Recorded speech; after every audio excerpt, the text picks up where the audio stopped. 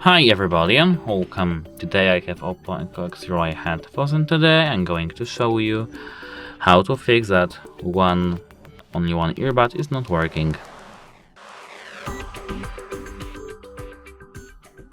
So, at first the best way is to enter settings, and here we have to enter connected devices.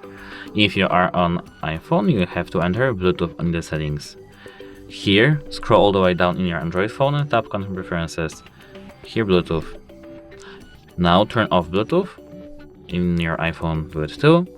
And now close the case lid. After, for example, 10 to 20 seconds, open it back. It will make our headphones to perform a soft reset. And now check if you can pair with your headphones. If you can, that's great. But if you can't, you have to do a hard reset. To do a hard reset, hold this button for 15 seconds here. To check the detailed version of this video, check our channel, it will be there. But if your headphones do not work after a hard reset, the best way is just to contact the device support. That's it, hope it helps you and goodbye.